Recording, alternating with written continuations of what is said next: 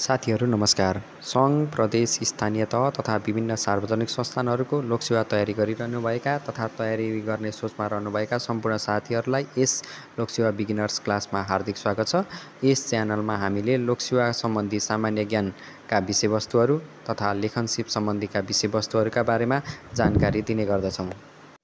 साथीहरू, योभन्दा अघिल्लो भिडियोमा हजुरहरूले चाहिँ कोशी प्रदेश विशेष सामान्य ज्ञानको बारेमा जानकारी प्राप्त गर्नुभयो।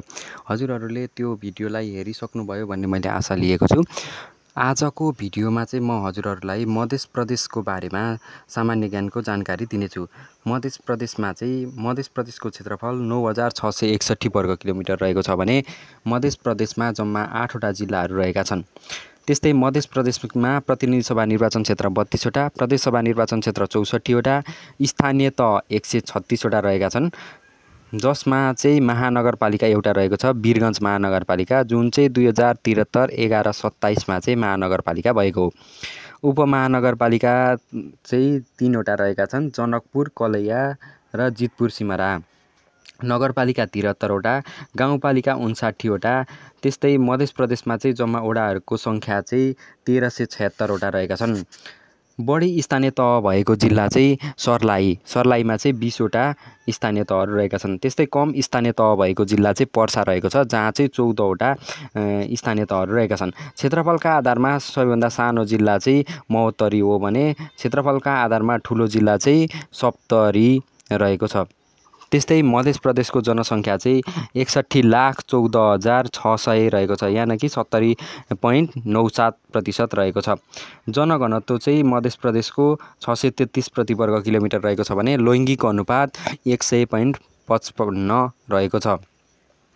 साक्षरता मध्य प्रदेशमा चाहिँ 63.5% रहेको छ, जसमा पुरुष साक्षरता 72.5 र महिला साक्षरता 54.7% रहेको छ। त्यस्तै मध्य प्रदेशको चाहिँ जनसङ्ख्या बढी भएको जिल्ला धनुषा हो भने जनसङ्ख्या कम भएको जिल्ला चाहिँ पर्सा हो। मध्य प्रदेशमा साक्षरता बढी भएको जिल्ला पर्सा हो, जहाँ चाहिँ 69.12% रहेको छ भने साक्षरता कम भएको जिल्ला सिराहा हो, जहाँ चाहिँ 65.11% रहेको छ। मध्य प्रदेशको जनघनत्व बढी भएको जिल्ला धनुषा हो, जहाँ चाहिँ 735 प्रति वर्ग किलोमिटर रहेको छ। लैङ्गिक अनुपात बढी भएको जिल्ला पर्सा, जहाँ चाहिँ 106.99 रहेको छ भने लैङ्गिक अनुपात कम भएको जिल्ला चाहिँ सिराहा हो, जहाँ चाहिँ 96.68 रहेको छ।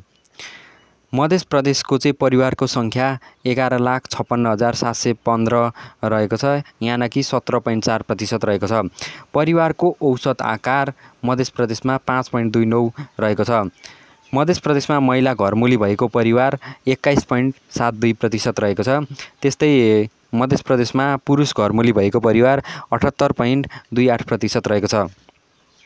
विदेशमा अक्सर बसोबास गर्ने जनसङ्ख्या 13.89% रहेको छन् भने मध्य प्रदेशमा खाना पकाउनका लागि दाउरा प्रयोग गर्ने परिवार चाहिँ 58.6% रहेको छ। खाना पकाउनका लागि एलपी ग्यास प्रयोग गर्ने परिवार चाहिँ मध्य प्रदेशमा 28.7% रहेका छन्। बिजुली बत्ती पुगेको परिवार मध्य प्रदेशमा 57.9% रहेको छ भने शौचालय नभएको परिवार मध्य प्रदेशमा 12% रहेको छ।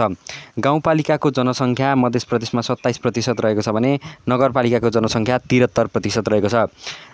मध्य प्रदेशको चाहिँ वार्षिक जनसङ्ख्या वृद्धि दर 1.19% रहेको छ भने सबैभन्दा बढी धनात्मक जनसङ्ख्या वृद्धि दर भएको मध्य प्रदेशको जिल्ला रौतहट हो, जहाँ चाहिँ 1.63% रहेको छ। ऋणात्मक जनसङ्ख्या वृद्धि दर भएको जिल्ला चाहिँ मध्य प्रदेशमा छैनन् भने धनात्मक जनसङ्ख्या वृद्धि दर भएको जिल्ला चाहिँ 8वटा रहेका छन्।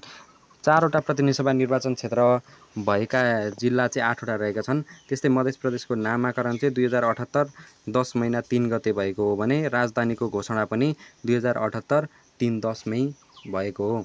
हजुरहरूलाई यो भिडियो कस्तो लाग्यो? राम्रो लागेमा सेयर, सब्सक्राइब गर्न नबिर्सनुहोला। अन्य यस्तै भिडियोहरू हेर्नका लागि पनि यस च्यानलमा हजुरहरू जोडिँदै गर्नुहोला।